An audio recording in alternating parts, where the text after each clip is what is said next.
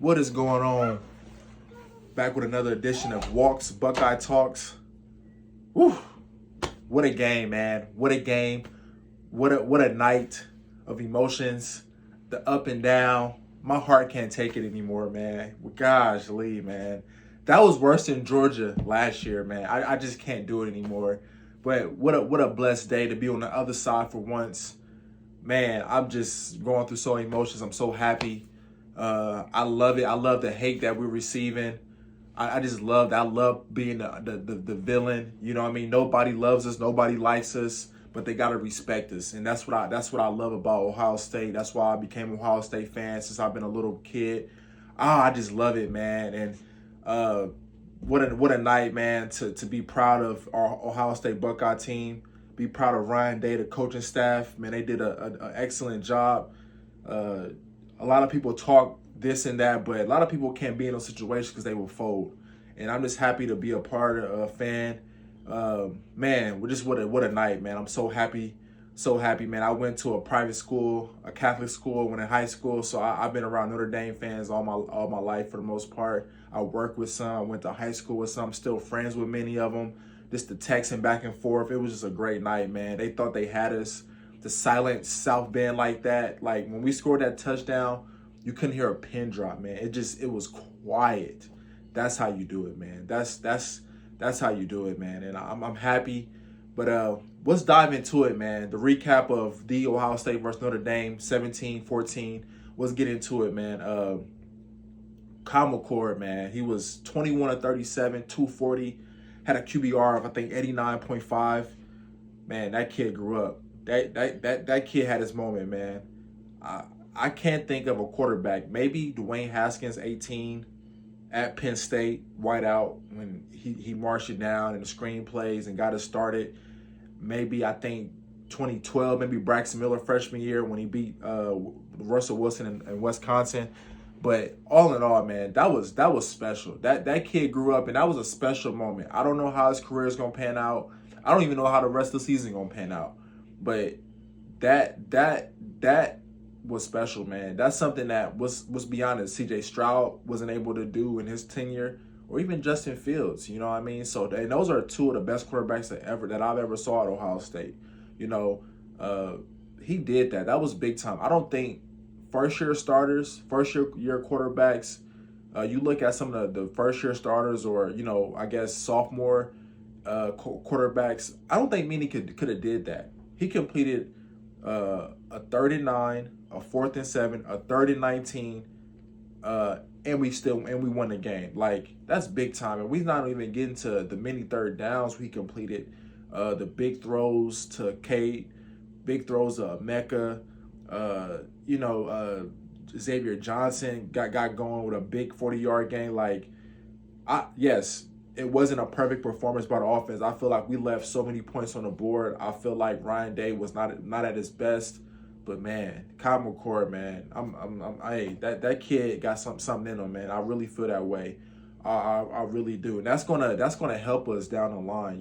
We got couple Big Ten solid opponents coming up, and then we got the big one at home against Penn State, and then of course we got the Penn State Wisconsin, but Wisconsin's on the road, Michigan's on the road this year, so that's going to help him. It's going to help this team to understand that they got to fight, man, and that's what he showed. He showed a lot of grit, and I'm happy he's our QB1, man. He might not have the talent like CJ Stroud or the touch, but maybe he got the intangibles that you cannot teach that maybe CJ Stroud lacked at times. You know what I mean? So that was huge, man. He grew up, and that was big time.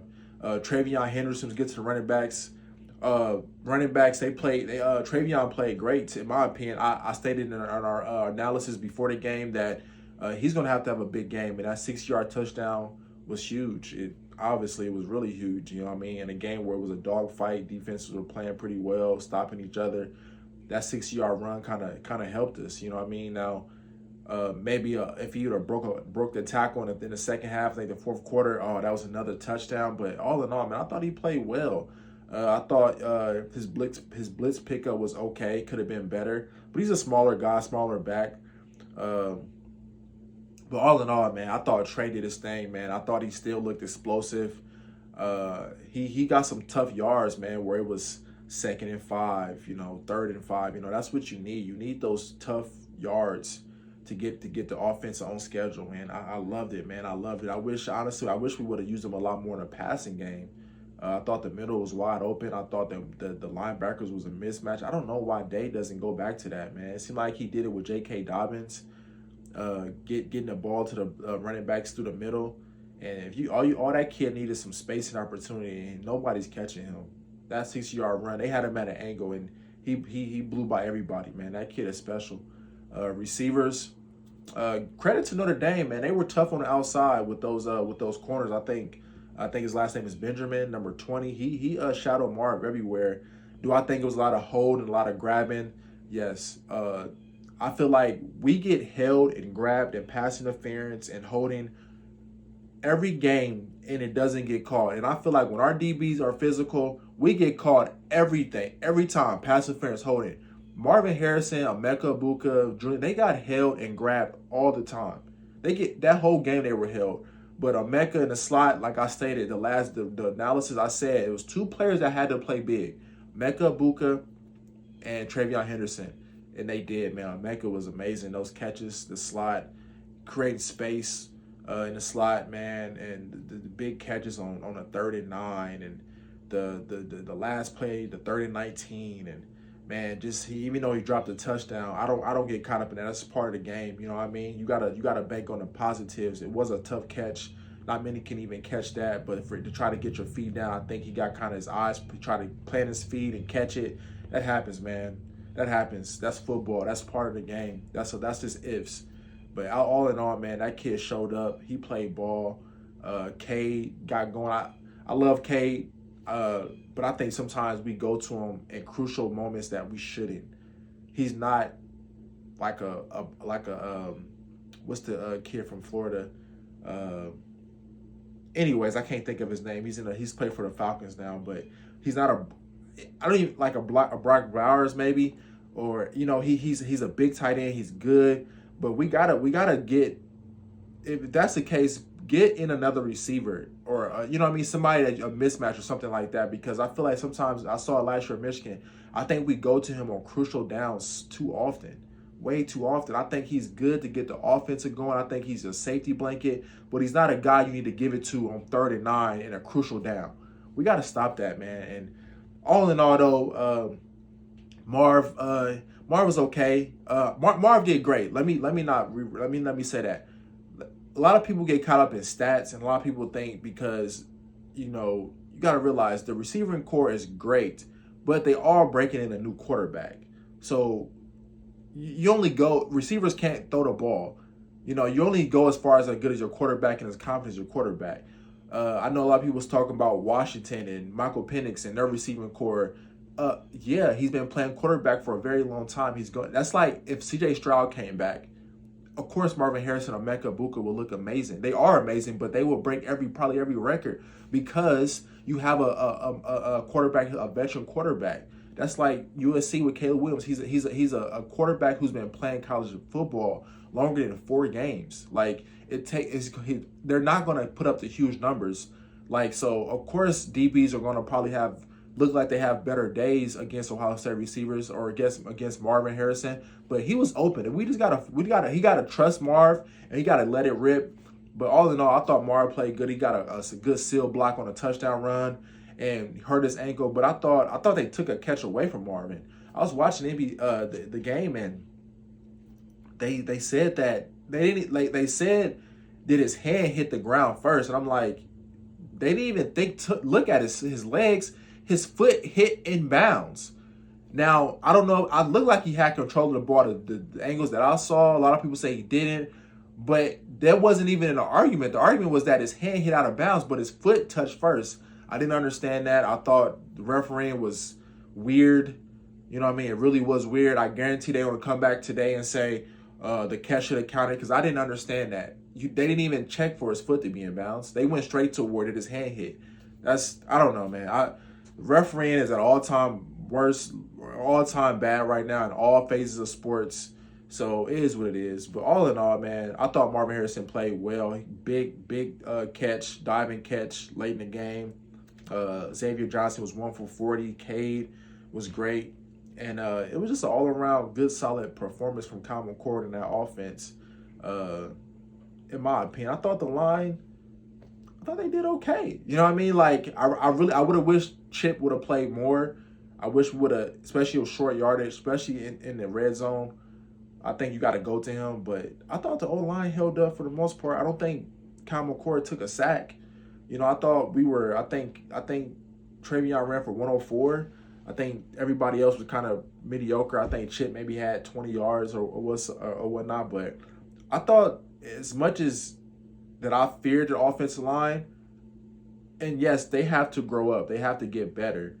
They have to get more physical. But I thought they held up just fine. Like, it wasn't like he was dropping back and passing. They were like, they were bringing blitzes, and for him to not get sacked, he was hurried a few times, maybe some QB hits, but I thought the line held up. You know what I mean? Like, all in all, man, they showed a lot of heart last night. Was it perfect? Was it gritty? Yes. Was it perfect? Do I think we can take Georgia next game and win it all? No, but that's football.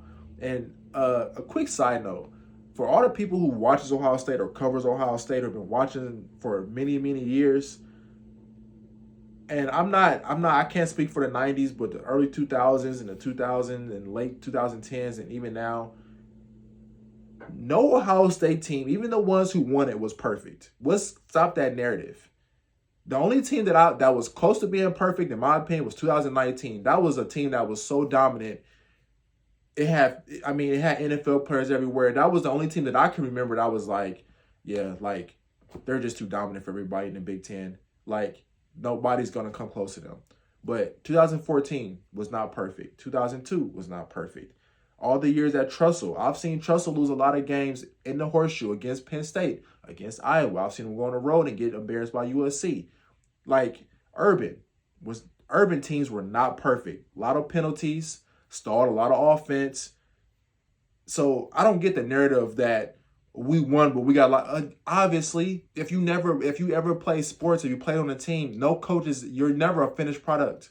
You're going to get better. Like, I hate that about our media. I hate that about our fans. We won, but we got to clean up this, and it's not looking perfect. Well, duh. It's the fourth game of the season. We God forbid, we don't play Michigan to the last game of the year. You don't know what can happen. A team can get in a good groove, a good rhythm. You know, that's how football is, momentum. This can catapult us for the next 3 or 4 games. You don't know. Like, I hate that about our media. The first thing they said, listening to different podcasts and different Ohio State media, it wasn't perfect. We got a lot to clean up. Well, duh. Everybody does. You go talk to the top coaches, Nick Saban. We got a lot of stuff to fix. We got a lot of stuff to work on. But the promising thing is that the narrative about Ohio State was, which I'll get to that in a minute, but that we're not tough or we can't close out games. We did. Was it pretty? No. Did we do it? Yes. Did we get a win? That's all that matters. You win by 1, you win by 20, you win by 50. A win is a win. That's all that matters. So I love it. I loved it. Now let's get to the defensive side of the ball. Now, I got to give him praise, right? I got to give Jim Knowles credit, his coaching staff. I was wondering, like, why are we playing so much zone? And I understand that. I take it Ryan Day wasn't too pleased with Jim Knowles giving up the big explosive plays. Blitzing a lot, playing a lot of man coverage, getting beat over the top, missing tackles in space. So I think he took a more of a bend, not break, and let the offense do their job. But the offense wasn't doing their job. So I credit to the defense. You know, if Ryan Day is going to take that approach, and my thing is, if you're going to take that approach and tell Jim Knowles what he does best is blitz, exotic blitz packages, different coverages in the back end, one-on-one coverage, if you're going to not allow him to be himself, you have to score points. You know, in Michigan, the second half, we didn't score no points. Georgia, late in the second half, the defense did just enough. To the most part, they gave up some plays, but the offense stalled out a lot. Notre Dame, we played a lot of zone, kept everything in front of us, bend, not break, and it worked for the most part. I'm not discrediting, but I really feel like we could have blitzed a lot more and played a lot more man. And I think the defense can handle it. I think they're a veteran in the back, and that secondary is really good. Yes, we give him some pass plays. The tight end was killing us, but as far as the wideouts, I don't think they did nothing spectacular. You're going to give up some plays playing zone. I think they. I guarantee. I don't know the percentage, but I guarantee they play zone 70 to 80% of that game. Like seriously. Uh, Secondary, like I said, I'm a secondary guy. Denzel Burke is shut down the whole side. I don't think they targeted him once. Like, like seriously, I don't think they targeted Denzel Burke once. I thought Iggy's handsy. He's physical, but I thought he for the most part played good coverage. It was a switch route in the third quarter, which he could have been beat on, but he had good coverage. Could have went 50-50, but I feel like if you let them grab our receivers, you got to be fair, you know what I mean? But for the most part, the secondary was locked down. I didn't see much of Jordan Hancock, but I thought Latham played, oh my Lord. That dude, man, that dude can stick, man. That dude is going to be so good in the NFL, man. He's not afraid to hit. That dude was special, propped for all the naysayers and the people who give up on kids. What about him, man? What about Proc? He was great. Proc was great. Sonny was great. Linebackers were okay. I thought they were still doing some old things, missing gaps, going to the wrong gaps. But D line, they did their job for the most part. You know what I mean? Notre Dame offensive line was really good, man. It was really good, and they were wearing us down. You know what I mean? I thought that was a time to kind of get more fresh bodies in there, but it seemed like we stayed with the same crew. Tyleek, man, Tyleek got paid. If he continued to play having a good season, that dude is gone, man. You know what I mean? JT and Sawyer, they probably need to come back another year. You know what I mean? Like I really feel that way. I don't know if it's the takeoff. I don't know if it's their moves, but I'm not. That's not the type of time to be discussing that. I thought the D line played good. It wasn't as disruptive as I would like, but also they didn't. To me, for them to they feel like they had to win and to get this 6-year quarterback and Hardman, he's a veteran. I feel like they took the game out of his hand a lot. You know what I mean? I know they're a run first team and I know they're big on physical Marcus Freeman, but I feel like they took the game out of his hands. They took a few deep shots in the second half, but for the most part, I mean, it was pretty a mediocre pass play. I think he was up 17 to 25, 165 or 25, something like that. I think it was like 165, 175, one touchdown. But it was a mediocre day for me for Sam Hartman. But so I thought the defense played really well. Like I said, I don't even think they even targeted Denzel Burke, and that's credit to him, man. That's how you do it. Now let's get everything else straightened up. But if you can shut down a whole side, that's how you do it. So big ups to him. Big ups to the defense, man. Like I've been saying, Silver Bullets is back. I believe that. Like I stated in videos previously in those podcasts, the defense was not bad last year. It gave up some explosive plays, but they needed to make key stops in key situations and compete on third and fourth down. And they did that. They didn't do that last year. They gave up too many big plays on those downs. They did it last night. They competed. When they needed to make stops to get the offense back on the field, they did. JT came up big. That's what I mean by that. That's what I mean by competing, getting key stops and key point of the games. That's what the Georgias and Alabamas do. They are great defensively, but when it's a 50-50 game and they got to get the ball back to the offense, they make key stops. They get tackles for loss. They get deflections. That's what you need to do to take that next step on defense. So, hey, Jim knows, always been a fan. Didn't lose trust in you. Hey, good game plan defense. Silver Bullets did their thing, man. But credit to Notre Dame, man. Top 10 matchup. They're scary, man. You know, they're a scary team. I know they got a tough schedule though. I think they play Clemson, they play Duke, and they play USC. So we'll see how they go. But they're a tough team. That running back, the running backs, the Love kid was really carving us up. You know what I mean? I don't know what he ended up with, but I know they're big back. I think he had like 70 yards. I think he had like 4 point something yards per carry. So mediocre day. I thought the run defense was good enough. It wasn't stifling. It wasn't like, man, they can't get nothing going like you would want to see from an experienced D line. But they did their job, and we still got to work on this, getting sacks, getting pressures. I don't know. You know what I mean? Like, I'm not saying you got to be Chase. I'm not saying you got to be Bosa. I'll be the first to tell you that. But man, we got to figure it out. We got to, instead of, having to blitz the linebackers or something like that, we got to get pressure on the quarterback and get them uneasy throughout the game. You know what I mean? I thought we did a good job against Western Kentucky, make the quarterbacks hold it, make them get it out quick. And that's what I mean by that. But all in all, man, I'm just happy to be a Buckeye fan today, man. But Notre Dame is a good team, man. And I'm looking forward to see how their season ends. I think Marcus Freeman got something going over there. But the Buckeyes, man, it was just good to be on the other side of these things, man. The stigma since Ryan Day took over, which is baffling that he can't win a big game, or or they put a stat or something like that, but the man only lost six times in 5 years. He lost to Georgia, who was the number one team, Alabama, who was the number one team. He lost to Clemson at the time. He lost to Clemson, who was a top 4 team. He lost to Oregon. I get the Oregon one at home. Shouldn't have did that, but I feel like Oregon was playing with house money. And anytime you play with house money, you just going out there expecting, hey, I don't care. You fall into that with a first year starter quarterback. They did their job, no excuses. So if you want to say to Oregon, but Oregon was a top 10 team. You know what I mean? He lost to 2 Michigan teams then. Those have been the best Michigan teams in the last 15 years.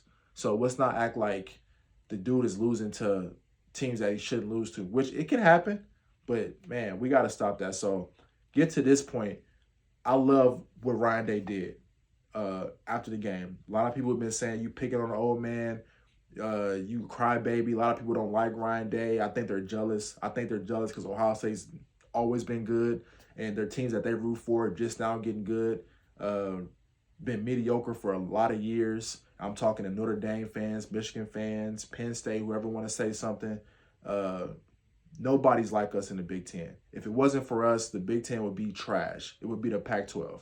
Let's be honest. But for Ohio State, we take the bumps and bruises for everybody else. So let's not act like Michigan's talking like they're Alabama or Georgia. They've been mediocre my entire life. I'm 33 years old. So, but that's a whole nother segment. I loved it. I love what Ryan Day said. I love what he did. To me, it was long overdue. It's only so much a man can take to try to take the political correct role and be humble and take the higher road. This how it has to be. Ohio against the world. And I mean it. No more of that. And I love what he said. I love how he said we had one bad half. And people want to say, well, you had more than bad halves. No. What he's saying is that the stigma behind Ohio State was because Michigan ran the ball down our throats the second half of 2022, I believe, that all of a sudden Ohio State saw. First of all, that defense was terrible. Historically bad defense. You pretty much, the team, that defense was awful, which not Michigan fault. So the stigma behind Ryan Day since then has been his teams are not tough. His teams are soft. Come on, man. You don't lose 6 games and say that your team is soft. Where was all this smoke in 2019? Huh? Where was all this talk in 2019 when J.K. Dobbins ran for 225 and could have probably broke a record that day against Michigan? Was we soft in? Was his team soft in? What about when we beat Clemson in the playoffs? Was we soft in? Like, I hate that narrative because it's only an Ohio State thing. I watch college football. I'm more of a college football fan than a pro fan. So I watch college football all the time. I'll watch anybody college. I just love the schematics. I love the different formations. I love the offense. I love college football. I love the X's and O's, different formations. But for us, nobody else says that. I see, and I hate to throw any team under the bus, but Clemson got dog walk against Notre Dame last year. Ran the ball. That's not a single, but that nobody said nothing about Dabo being soft, his team's being soft. Like I said, I seen Zeke Elliott, J.T. Barrett, J.K. Dobbins run all over Michigan. Jim Harbaugh, never heard of it. You know what I mean? Teams, we ran crazy over every team in the Big Ten, never heard of it. But all of a sudden, you finally slayed the dragon, and now all of a sudden Ohio State teams are soft and we're not tough. You don't go tit for tat with Georgia and being soft and tough. So for anybody out there who thinks that, they're crazy. You don't do that. That's idiotic to think that. We were a field goal away from the toughest team in the nation. So I'm glad he did that. It was long overdue. I'm happy that he said that. It needs to be said, and I'm like him. That narrative needs to stop ASAP. That's out the window. You know what I mean? If we lose, we just lose because we lost to a better team. It has nothing to do with our toughness or we're not tough or anything of that nature. So I love Ryan Day for that. I love Buckeye Nation for that. Ohio against the world. But yeah, man, it's just a good day. I got so much just energy. I'm on cloud nine that we won this game, and but all in all, man, it was a good performance from offense and defense. Both sides worked together, and we got a week bye and get ready for a pesky Maryland team, another veteran quarterback. They always play us tough. A lot of good skill guys. They're going to spread us out, different formations, try to get the ball out in space to their athletes. So we got to bring it. You know what I mean? But this was a good win for the program, a well-needed win, and you can start to see Ryan Day growing as a coach. I stated it a long time ago, just talking to friends, that he's learning, man. You don't he's learning how to become a coach. He didn't get the opportunity to coach a smaller university or work his way up like that as a coach. He's learning. He's getting better. You could just tell. You could tell that was the Ryan Day that, you know what I mean, we didn't see previously, and I think previously he might have would have lost that game. Do I think he needs to be better as play calling? Yes, I do. He's such a great offensive mind that I think sometimes he overthinks it. You know what I mean? Like, I feel like we left points on the board. I feel like that game could have been an easy 10 to 13 point victory if he just trusts himself and trusts his team a little bit more. But he's learning, he's growing. You know what I mean? So I love what I'm seeing from Ryan Day, man. But it's a long season. You know what I mean? Long season. Gonna be some battles to come, battles in the trenches. But that's just a good start. A gritty win. Trenches battle, offense, defensive line. You know what I mean? And we pulled it out, man. And that's what you want to see as a Buckeye Nation. That's what you want to see. I'm happy. But like I stated, man, thanks for tuning in. It's another edition of Walks Buckeye Talks. Happy to like, comment, subscribe, and let's go get a Big Ten championship, man. Let's continue riding this out. I'm riding with my boys, and let's go Buckeye Nation. Ohio against the world.